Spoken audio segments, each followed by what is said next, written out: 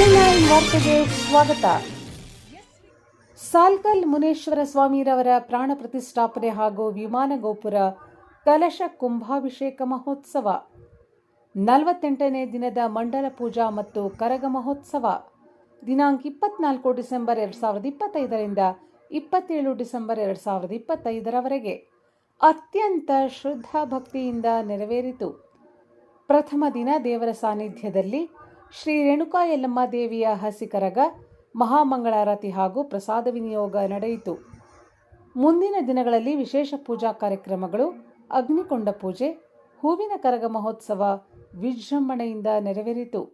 December 28ರಂದು ದೀಪದ ಆರತಿಗಳು, ಮಹಾಪ್ರಸಾದ ಮತ್ತು ಅನ್ನ ಸಂತರ್ಪಣೆ ಮೂಲಕ ಸಮಾರಂಭ ಭಕ್ತಿಪೂರ್ಣವಾಗಿ ಸಂಪನ್ನವಾಯಿತು.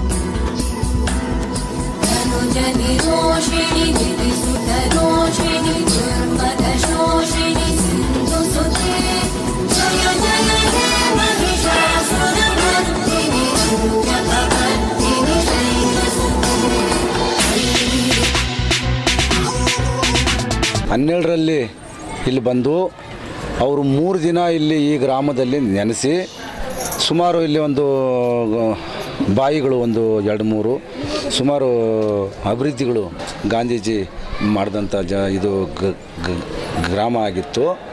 ಈ ಗ್ರಾಮದಲ್ಲಿ ನಾನು ಸುಮಾರು ನಮ್ಮ ತಾತ ನಮ್ಮ ಮುತ್ತಾತ ಕಾಲದಿಂದ ನಾವೆಲ್ಲ ಈ ಜಮೀನುಗಳು ಸಾಗುವಳಿಗಳು ಮಾಡಿಕೊಂಡು ಗ್ರಾಂಟ್ಗಳಾಗಿದ್ದೇವೆ. ಆ ಜಾಗಗಳಲ್ಲಿ ನಾವೆಲ್ಲ ವಾಸವಾಗಿದ್ದೇವೆ. ನಮ್ಮ ತಾತ ತಂದೆಯವರು ಇಲ್ಲಿ ಇದೇ ಜಾಗದಲ್ಲಿನೂ ಅವರೊಂದು 5 ಕಲ್ಲಿಟ್ಟು ಪೂಜೆ ಮಾಡ್ಕೊಂಡು ಬರ್ತಾಯಿದ್ರು. ಆದರೂ ಅವರಿಗೆ ದೊಡ್ಡವರು ಆವಾಗ ವರ್ಷಕ್ಕೊಂದು ಸರಿ ಪೂಜೆ ಮಾಡೋರು. ಹಂಗೆ ಬರ್ತಾ ಇದೆಲ್ಲ ಪೂರ್ತಿ ಕಾಡಾಗೇ ಇತ್ತು. ಬೇರೆ ಬಂಡೆ ಗುಡ್ಡೆಗಳು ಎಲ್ಲ ಇತ್ತು.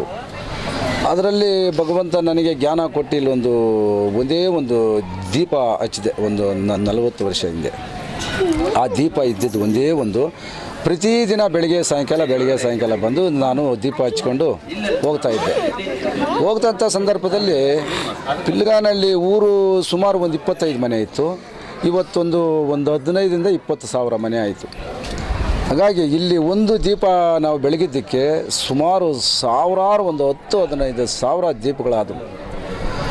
ಅದೇ ರೀತಿಯಾಗಿ ಇಲ್ಲಿ ಏನೇ ಕಷ್ಟಗಳು ಬರಲಿ, ನೋವುಗಳು ಬರಲಿ, ಏನೇ ಬಂದ್ರೂ ಕೂಡ ಇಲ್ಲಿ ಅಪ್ಪನ ಹತ್ರ 3 ದೇವರಿದ್ದಾರೆ. 2 ತಾಯಿಯಂದರು, 1 ತಂದೆ ಇದ್ದಾರೆ.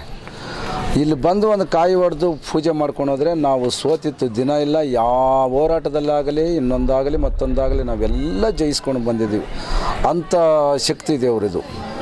ಹಾಗಾಗಿ ಇಲ್ಲಿ ಸುಮಾರು ಎಲ್ಲ ಭಕ್ತಾದಿಗಳು ಸುಮಾರು ವರ್ಷಾನುಗಟ್ಟಲೆಗಳೆಲ್ಲ ಬಂದು ಪೂಜೆ ಪುನಸ್ಕಾರಗಳು ನೂರಾರು ವರ್ಷಗಳಿಂದ ಇದು ನಡೆಸ್ಕೊಂಡು ಬಂದಿದೆ.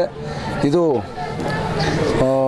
ಇನ್ನು ಮುಂದಕ್ಕೆ ಭಕ್ತಾದಿಗಳಿಗೆ ಇನ್ನೂ ಇದು ತಿಳಿಬೇಕಾಗ್ತದೆ. ತಿಳಿದು ಇನ್ನೂ ದೂರದಿಂದ ಭಕ್ತಾದಿಗಳು ಬಂದು ಈ ಭಗವಂತನ ಹತ್ರ ಆಶೀರ್ವಾದ ತಗೊಂಡು ಅವರು ಆ ಆಶೀರ್ವಾದದಲ್ಲಿ ಅವ್ರಿಗೂ ಆರೋಗ್ಯ, ಆಯುಸ್ಸು, ಐಶ್ವರ್ಯ ಅವ್ರಿಗೆಲ್ಲ ನೀಡಲಿ ಹಾಗಾಗಿ ಇಲ್ಲಿ ಶಕ್ತಿ ಇದೆ. ಸುಮಾರು ಈ ದೇವ್ರನ್ನ ನಾವು ಮಾಡ್ಕೊಂಡು ಬಂದಾಗ ನಿಂಕ ನಾನು ಕಡ್ಬಡವನಾಗಿ ನಾನು ಒಂದು ಕುಟುಂಬದಲ್ಲಿ ಬಂದವನು. ಇವತ್ತು ನಾನೇನೋ ಒಂದು 4 ಕಾಳು ಸರಿಗೆ ಒಂದು ಸಾಧಿಸೋನಂತ ಕೆಲಸಗಳು ಮಾಡ್ಕೊಂಬರ್ತಾಯಿದ್ದೀನಿ. ಇನ್ನು ಮುಂದೆ ನಿಮ್ಮ ಈ ಟಿ ವಿ ಚಾನಲ್ಗೆಲ್ಲ ನೀವೆಲ್ಲ ಇವತ್ತು ನಮ್ಮ ಭೂಮಿಯಿಂದ ನೀವೆಲ್ಲ ಸಹಕರಿಸಿದ್ದೀರ. ನಮ್ಮೆಲ್ಲ ಪರವಾಗಿ, ಗ್ರಾಮದ ಪರವಾಗಿ ನಿಮಗೆ ವಂದನೆಗಳು ಹೇಳ್ತೀವಿ. ಇದನ್ನು ದೇಶಕ್ಕೆ ಸಾರಲಿ, ಈ ಶಕ್ತಿನ ಎಲ್ಲದಕ್ಕೂ ಗೊತ್ತಾಗಲಿ. ಭಕ್ತಾದಿಗಳು ಸಾವಿರಾರು ಸಂಖ್ಯೆಯಲ್ಲಿ, ಲಕ್ಷಾನು ಸಂಖ್ಯೆಯಲ್ಲಿ ಸಾಗಿ ಬಂದು ಜಾತ್ರೆ ದಿನ ಇದನ್ನು ಜಾತ್ರೆ ಆಗಿ ದೊಡ್ಡ ಮಟ್ಟದಲ್ಲಿ ಬೆಳಿಬೇಕಂತ ನಾನು ಈ ಸಂದರ್ಭದಲ್ಲಿ ಹೇಳ್ತಾ ಇದ್ದೀನಿ ಸ್ವಾಮಿ. ಸ್ವಾಮಿ ವರ್ಷದಲ್ಲಿ ಎಷ್ಟು ವರ್ಷ ಕಾರ್ಯಕ್ರಮ ನಡೆಯುತ್ತೆ ಈ ನಿಮ್ಮ ದೇವಸ್ಥಾನದಲ್ಲಿ? ಸ್ವಾಮಿ ಇಲ್ಲಿ ಪೌರ್ಣಮಿ ಅಮಾವಾಸ್ಯೆಗಳಲ್ಲಿ ಪೂಜೆ ಸ್ವಾಮಿ. ಹಾಗೆ ಡೈಲಿ ಬೆಳಿಗ್ಗೆ ಸಾಯಂಕಾಲ ನಾವು ನಮ್ಮ ಉಸಿರು ಇರೋ ತನಕನೂ ದೀಪ ಆರ್ದಿರಂಗೆ ಅದಕ್ಕೆ ಎಣ್ಣೆ ದೀಪ ಹಚ್ಕೊಂಡು ಬರ್ತಾಯಿದ್ವಿ ಸ್ವಾಮಿ. ವಿಶೇಷವಾಗಿ ಎಲ್ಲಿಂದ ಯಾವ್ಯಾವ ಗ್ರಾಮಸ್ಥರಿಂದ ಈ ದೇವಸ್ಥಾನಕ್ಕೆ ನಡ್ಕೊಳ್ಳೋ ಭಕ್ತರಿದ್ದಾರೆ? ಇಲ್ಲಿ ಎಲ್ಲ ಸುತ್ತಮುತ್ತ ಎಲ್ಲ ಸುಮಾರು ಒಂದು 7-8 ಹಳ್ಳಿಗಳವರು ಮೊದಲು ಬರ್ತಾಯಿದ್ರು. ಈಗ ಅಲ್ಲೆಲ್ಲ ದೇವಸ್ಥಾನಗಳಾಗಿ ಸ್ವಲ್ಪ ಜನಸಂಖ್ಯೆ ಕಮ್ಮಿ ಆಗಿದೆ. ಇನ್ನು ಮುಂದೆ ಇಲ್ಲಿ ಬಂದು ಭಕ್ತಾದಿಗಳು ಬೇಡ ನೋಡಲಿ, ಈ ಶಕ್ತಿ ಅವರಿಗೆ ಒಳ್ಳೇದಾಯ್ತು ಅಂದರೆ ನಂಬಲಿ ಇಲ್ಲಿ, ಇಲ್ಲಾಂದರೆ ಅವರು ನಂಬೋದು ಬೇಡ, ನಾವು ಸುಳ್ಳು ಹೇಳೋದು ಬೇಡ. ಆಮೇಲೆ ನಮಗೇನು ಮೈ ಮೇಲೆ ಬರುತ್ತೆ ಆಡಂಬರ, ಇನ್ನೊಂದು ನಮಗೇನೂ ಗೊತ್ತಿಲ್ಲ. ಕೈ ಮುಗಿತೀವಿ, ಹೋಗ್ತೀವಿ. 4 ಕಾಳಿಗೆ ಒಳ್ಳೇದಾಗಬೇಕು ಸ್ವಾಮಿ ಅಂತ ನಾವು ಬೇಡ್ತೀವಿ. ಅದರಂಚೆ ಆಗ್ತಾಯಿದೆ ಸ್ವಾಮಿ. ಇಲ್ಲಿ ಸರ್, ಇದು 48ನೇ ದಿನದ ಮಂಡಲದ ಪೂಜೆನ? ಇದು ಮಹೋತ್ಸವ ಪ್ರತಿ ವರ್ಷದಂತೆ ನಡೆಯುವಂಥ ಕಾರ್ಯಕ್ರಮ ಇಲ್ಲ ಸ್ವಾಮಿ. ಮೊನ್ನೆ ಹೋದ ತಿಂಗಳಲ್ಲಿ 8-9ಗೆ ಪ್ರತಿಷ್ಠಾಪನೆ ಆಯಿತು. ಇವಾಗ 48ನೇ ದಿನ ಆಯ್ತಲ್ಲ, ಇವತ್ತು ದೀಪಗಳು ಮಾಡಿ, ಬೆಲ್ದಾರ್ತಿಗಳು ಮಾಡಿ, ಇವತ್ತು ಮರಿಗಳು ಕಡ್ದು ಸುಮಾರು ಸಾವಿರಾರು ಜನಗಳಲ್ಲಿ ಸಾಗಿ ಬಂದು ಇದನ್ನು ಪೂಜೆ ಪುನಸ್ಕಾರ ಮಾಡಿಕೊಂಡು ಇವತ್ತು ಯಶಸ್ವಿ ಮಾಡಿದ್ದಾರೆ. ರಾತ್ರಿ ಕರಗ ನಡೆತು, ಮೊನ್ನೆ ಬೆಲ್ದಾರ್ತಿಗಳು ಆಯಿತು, ಹಸೆ ಕರಗ ಆಯಿತು. ಎಲ್ಲ ಅದ್ಧೂರಿಯಾಗಿ, ಒಂದು ತೊಂದರೆ ಇಲ್ದಿರ, ಯಾರಿಗೂ ಏನೂ ಆಗದಿರ ಸಂತೋಷವಾಗಿ ಆಡಿ ಪಾಡಿ ಹೋಯಿತು ಕರಗನು. ಯಾರೆಲ್ಲ ಗಣ್ಯಾತಿ ವ್ಯಕ್ತಿಗಳು ಬರ್ತಾ ಇದ್ದಾರೆ ಈ ಒಂದು ಕಾರ್ಯಕ್ರಮಕ್ಕೆ? ಆ ಸಮಯ ನಾವು ಎಲ್ಲರಿಗೂ ಕೊಟ್ಟಿದ್ದೀವಿ. ಅವರು ಬರೋದು ಬಿಡೋದು ಅವ್ರಿಗೆ ಬಿಟ್ಟಿದ್ದು ಸ್ವಾಮಿ. ಅಲ್ಲ, ಯಾರು ಬಂದಿದ್ರು? ನಮ್ಮ ಮಾಜಿ ಕೌನ್ಸಿಲರ್ಗಳು ಬರ್ತಾರೆ. ಅವರು ಯಾವುದೇ ಒಂದು ಪೂಜೆ ಆದ್ರೂ ಅವರು ಬಂದು ಭಾಗಿಯಾಗ್ತಾ ಇದ್ದಾರೆ. ನಮ್ಮ MLA ಸಾಹೇಬರು ಹೋದ ಸತಿ ಬರಬೇಕಾಗಿತ್ತು. ಸಂಪೂರ್ಣವಾಗಿ ಇಲ್ಲೆಲ್ಲ ಅಭಿವೃದ್ಧಿಗಳಾಗಬೇಕಂದ್ರೆ ನಮ್ಮ MLA ಕೃಷ್ಣಪ್ಪನವರು ತುಂಬ ಬಡವರಿಗೆ ರೋಡ್ಗಳಾಗಲಿ, ನೀರುಗಳಾಗಲಿ, ಕಾವೇರಿ ನೀರಾಗಲಿ ತುಂಬ ಸಹಾಯ ಮಾಡಿದ್ದಾರೆ. ಅವರು ಒಂದು 4 ಬಾರಿ ಜನಪ್ರಿಯ ಶಾಸಕರಾಗಿ ನಮ್ಮ ಲೋಕಲಲ್ಲೂ ತುಂಬ ನಾವೆಲ್ಲ ಓಡಾಡೋಕ್ಕಾಗ್ತಾ ಇರಲಿಲ್ಲ. ಕೆಲಸಗಳು ಕಲ್ಲು ಮುಳ್ಳು ಶಾನ ಇತ್ತು. ಇವಾಗೆಲ್ಲ ಏನೋ ಸ್ವಲ್ಪ ಎಲ್ಲ ಅವರೆಲ್ಲ ಬಂದಾಗ ನಿಂಕ ನಮ್ಮೂರು ಚೆನ್ನಾಗಾಗಿದೆ, ರೋಡು ಪಾಡು ಎಲ್ಲ ಚೆನ್ನಾಗಾಗಿದೆ. ನಮ್ಮ ಜನನೂ ಚೆನ್ನಾಗಿದ್ದಾರೆ. ಒಂದು ಸ್ವಲ್ಪ ನೀರುಗಳು ಸ್ವಲ್ಪ ತೊಂದರೆ ಇದೆ. MLA ಅವರು ಅದನ್ನು ಮಾಡಿಕೊಡ್ತಾರೆ ಅಂತ ನಾವೆಲ್ಲ ನಂಬಿದ್ದೀವಿ. ಒಂದು ಅರ್ಧ ಊರಿಗೆ ಬಂದಿದೆ, ಇನ್ನೊಂದು ಅರ್ಧ ಊರಿಗೆ ಬರಬೇಕು. ನನಗೆ ಈ ಸಂದರ್ಭದಲ್ಲಿ ಕೇಳ್ಕೊಳೋದಿಷ್ಟೇ, MLA ಸಾಹೇಬರು, ಮಾಜಿ ಕೌನ್ಸಿಲರ್ಗಳೆಲ್ಲ ಮನಸ್ಸಿಟ್ಟು ಇನ್ನು ಅರ್ಧ ಗ್ರಾಮಕ್ಕೂ ಕಾವೇರಿ ನೀರನ್ನ ಹರಿಸಿ ಬಿಡ್ತಾರೆ ಅಂತ ನಾನು ಇಲ್ಲಿ ನಂಬ್ತಾ ಇದ್ದೀನಿ ಸರ್.